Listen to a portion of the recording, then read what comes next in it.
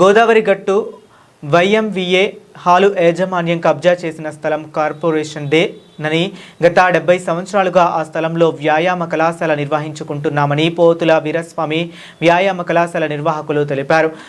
నిర్వాహకులు వారధి వెంకటరమణ, కిరణ్ రెడ్డి, సరగాడ శ్రీలక్ష్మి, జక్కల సాయి ప్రసాదు, దొరబాబు, వీర్రాజు తదితరులు స్థానిక ప్రెస్ క్లబ్లో గురువారం మీడియా సమావేశంలో మాట్లాడారు. ఈ సందర్భంగా వారధి వెంకటరమణ మాట్లాడుతూ ఈ స్థలంపై వైఎంవిఏతో పాటు తమకు చట్టబద్ధత హక్కులు లేవన్నారు. అయితే తాము ఈ స్థలానికి మున్సిపల్ కార్పొరేషన్కు పన్ను, విద్యుత్ బిల్లు చెల్లిస్తున్నామని స్పష్టం చేశారు.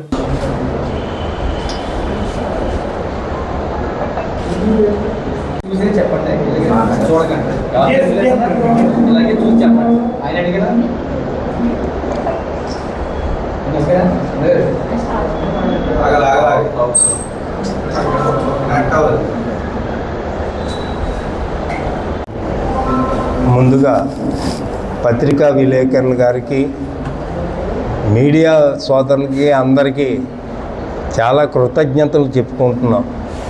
ఇంతకుముందు మా మొరవ ఆలకిచ్చి మళ్ళా మీ బాధ ఏమైనా ఉంటే చెప్పుకోమని మీడియా వారు మమ్మల్ని ఆహ్వానించినందుకు వారందరికీ ధన్యవాదాలు చెప్పుకుంటూ నమస్కారాలు చేసుకుంటున్నాను.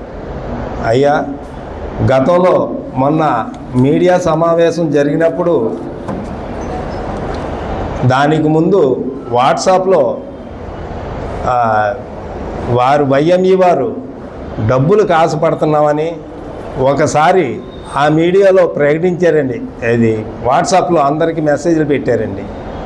దాని తర్వాత 18/8/2026 నాడు ప్రెస్ మీట్ పెట్టి మళ్ళా డబ్బులు ఇచ్చాం, ఎవరికో 11 లక్షలు ఇచ్చామని చెప్తున్నారండి. అయ్యా,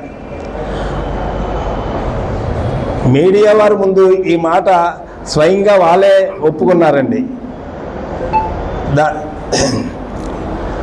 పడాల శ్రీను గారికి 11 లక్షలు ఇచ్చామని చెప్పారండి. పడాల శ్రీను గారికి ఇచ్చామని చెప్పి వారే ఖాళీ చేయించి ఇచ్చారని చెప్పారండి. ఆ రోజు శంకుస్థాపన రోజు నేను వెళ్తే అది ఆఫ్ చేయమని ఆఫ్ చేయడానికి నేను వెళ్తే ముసలివాడిని కూడా చూడకుండా, నాకు 66 సంవత్సరాలు ముసలివాడిని కూడా చూడకుండా 40 మంది చేత నన్ను కొట్టించారండి. అయినా నేను ఏ పోలీస్ స్టేషన్కి వెళ్ళలేదండి. అదేదైనా వెళ్తే మళ్ళీ వేరే వేషంలో పెట్టి నా కళాశాల నాకు దూరం అయిపోతుంది, బిడ్డలకి దారి ఉండదన్న ఉద్దేశంతో నేను కంప్లైంట్ కూడా చేయలేదండి. అందుకు ఇచ్చారేమోనండి ఆయనకు 11 లక్షలు. దాని విషయం మనకి తెలియదండి. ఈరోజు వాళ్ళకి ఇచ్చానంటున్నారు. మళ్ళా అదే నోటు మాటతోటి శివుడి బొమ్మకి 5 లక్షలు ఇచ్చాం, కందకం సంబరానికి 4 లక్షలు ఇచ్చామని చెప్తున్నారండి. వీళ్ళ మాటతోటే మళ్ళా సీనికి ఇచ్చామంటున్నారు, తిరిగేమో 9 లక్షలు ఇచ్చేసారు తిరిగి అంటున్నారు. 5 లక్షలు శివుడి బొమ్మకి ఇచ్చామంటున్నారు, 4 లక్షలు కందకం సంబరానికి ఇచ్చామంటున్నారు. శివుడి బొమ్మకి ఎవరు ఇవ్వక్కర్లేదండి. అది ఎప్పటి నుంచో బోల్డ్ డిబ్బీలోనే బోల్డ్ డబ్బు వస్తుందండి అండి, డొనేషన్లు బోల్డ్ వస్తాయండి. దానికి ఇన్నాళ్ళు బట్టి వీరే సాయం చేస్తున్నారా? ఎవరు చేయక్కర్లేదండి.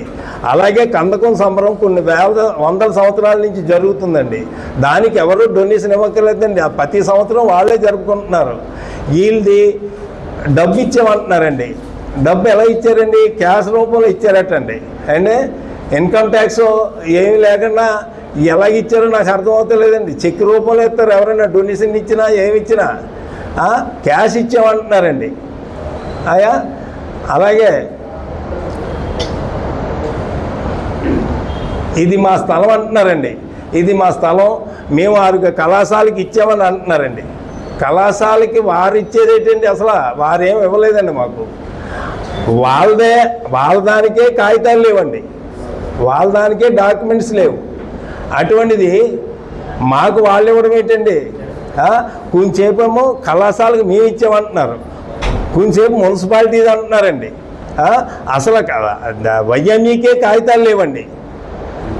దానికే ఎటువంటి కాగితాలు కానీ పనులు కానీ ఏమీ లేవండి.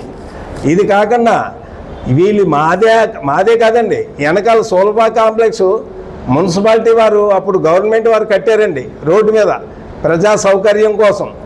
ఆ సులభ కాంప్లెక్స్ కూడా ఆక్రమించుకొని అది కూడా హోటల్ పెట్టి అద్దెకిచ్చి అది ఒకసారి ఫైర్ కూడా అయిపోయిందండి. ఆ క్యాసెట్ అది కూడా నా దగ్గర ఉందండి. ఫైర్ అయిపోతే కాలిపోతే దాంట్లో కాలిపోయిన వాళ్ళకి పారితోషికం ఇచ్చారో లేదో కూడా మాకు తెలియదండి. చాలామంది కాలిపోయారండి దాంట్లో. అది అయిపోయిందండి. మళ్ళీ అప్పుడు బాగు చేసి అదే మళ్ళా హోటల్ కింద అద్దెకి ఇచ్చారండి. ఇలాగా వాళ్ళు చేసిన ఏదైనా ఆక్రమించేస్తారండి. డబ్బున్నావో లేదంటే అది చెల్లుతుందండి. మా పోతుల వీరాస్వామి గారి వ్యాయామ కళాశాల అంటే 52 సంవత్సరాల కానించి 1952 సంవత్సరాల కానించి చరిత్ర కలిగిన కళాశాల అండి. ఈరోజు మమ్మల్ని ఇలాగా వీధిపాలు చేసి ఇన్ని చేస్తున్నారండి. అయ్యా వాళ్ళ దగ్గర డాక్యుమెంట్స్ ఉంటే ఇప్పుడు కమిషనర్ గారి దగ్గరికి వెళ్ళామండి. వాళ్ళు చూపిస్తే కమిషనర్ గారు కేకేసి మమ్మల్ని పిలిచి అయ్యా మీది కాదు ఇది వాళ్ళదే అని చెప్తారు కదా సార్. అలాగే కలెక్టర్ గారి దగ్గరికి వెళ్ళామండి. కలెక్టర్ గారు కాకేసి అయ్యా బాబు మీది కాదు ఇది వాళ్ళదే, వాళ్ళ డాక్యుమెంట్ సబ్మిట్ చేశారు వాళ్ళది అని మాకు చెప్తారండి. అలాగే వారేమంటున్నారండి, మా తరపున ఆదిరెడ్డి వాసు గారు ఉన్నారు, ఆదిరెడ్డి వాసు గారు ఉన్నారు, మాకు అన్ని మమ్మల్ని ఎవరు ఏం చేయలేరు అని అంటున్నారండి. ఆదిరెడ్డి వాసు గారు ఆయన తరపు ఉన్నారంటున్నారు, మా తరపునేమో భరత్ గారు ఉన్నారంటున్నారండి. అన్నీ వాళ్ళే చెప్తున్నారండి. ఆదిరెడ్డి వాసు గారు అటువంటి అన్యాయం చేసే మనిషి కాదండి. న్యాయం ఎటు ఉంటే అటు వెళ్ళే మనిషి అండి ఆదిరెడ్డి వాసు గారు. అంటే రాజమండ్రిలో ఇప్పుడు కాదండి, ఎప్పటి నుంచి ఆదిరెడ్డి అప్పారావు వాళ్ళ నాన్నగారి కోసం ప్రజలందరికీ తెలుసండి. మంచి వాళ్ళండి, చెడిదానికి ఎప్పుడూ వెళ్ళరండి ఆదిరెడ్డి వాసు గారు. అలాగని చెప్పి మా ఆదిరెడ్డి వాసు గారు వాళ్ళ తరపు వెళ్ళకపోవడంతో ఏం చేశారండి, భరత్ గారిని మా తరపు ఉన్నారని భరత్ గారిని నిందిస్తున్నారండి. భరత్ గారిని నిందిస్తే అప్పుడు ఆదిరెడ్డి వాసు గారు వాళ్ళ తరపు అయ్యి వాళ్ళకి ఏదో చేస్తారనే ఆశతోటి భరత్ గారిని నిందిస్తున్నారు. అసలు ఇదంతా రాజకీయం చేయడం ఏంటి సార్? అసలు న్యాయమేనా? మేము ఏ రాజకీయ నాయకులకి దగ్గరికి వెళ్ళామా? నిజంగా వాళ్ళు ఆదిరెడ్డి వాసు గారి దగ్గరికి వెళ్ళి ఉంటే ఆయన పరిశీలించి ఏమయ్యా నువ్వు రా, ఇది నీది కాదు వాళ్ళదే అని నన్ను పిలిచి అడిగే అధికారం ఉందండి. ఎందుకంటే ఎమ్మెల్యే గారు పిలిస్తే వెళ్ళాలండి. ఆయన అడిగిన దానికి సమాధానం చెప్పాలి. ఆయనకి తెలియదండి? ఆయనకి తెలుసు కదా సార్ మాలో న్యాయం ఉందో అన్యాయం ఉందో. అందుకే మాకు చేయలేదు సార్ వారు. అందుకనే మాకు సారు ఫోన్ చేయలేదు. ఎందుకంటే అతను న్యాయం తెలుసండి, వారు తరపు ఏం లేరు. ఈ భర్త గారిని అత్తమాను నిందిస్తే వాసు గారు వాళ్ళ తరపు వెళ్తారని ఆతృత అండి. ఇది దయచేసి ఇది రాజకీయం చేయొద్దండి. ఇది రాజకీయం చేయకుండా మా కళాశాల మాకు ఇప్పించండి. వైఎంఈ వారు మీకు కూడా నమస్కారం పెట్టి చెప్తున్నాను, మాలాంటి లేనోళ్ళది మీకు అవసరం లేదండి. మీకు మీ సంఘం తరపున మీ వాళ్ళు 100 కోటాను కోటీశ్వర్లు ఏ పక్కనైనా కట్టుకొని ఆ మెట్లు ఆ లిఫ్ట్ అవి మీరు పెట్టుకోవచ్చండి. ఈ మాది లేనోళ్ళది పిల్లలు చేసే వ్యాయామం చేసే కళాశాలే కావాల్సి వచ్చిందండి. దయచేసి మాకు ఇప్పించండి. అలాగే 15 సంవత్సరాల క్రితం ఈ వైఎంఈ వారే మా గోడ పగలగొట్టి వాళ్ళ వైఎంఈలోంచి గేటు పెట్టారండి.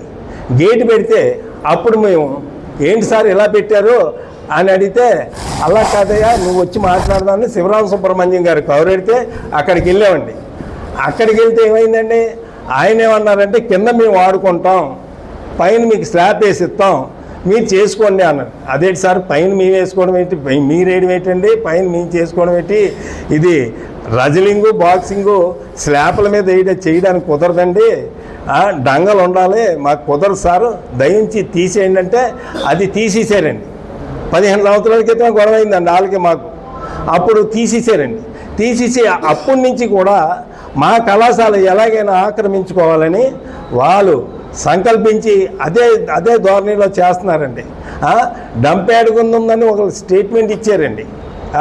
అసలు డంప్ యార్డ్ ఉందంటే అది పన్ను ఎందుకు కడుతుంటాం సార్? కరెంటు బిల్లు అండి మేము కడుతున్నది. కళాశాల పన్ను వేయరండి, మా కరెంటు బిల్లు కడుతూనే ఉన్నామండి. వాళ్ళు ఆక్రమించిన కాడి నుంచి మీకు కరెంటు బిల్లు కట్టలేదండి. అంతేనండి. నెక్స్ట్ ఏంటంటే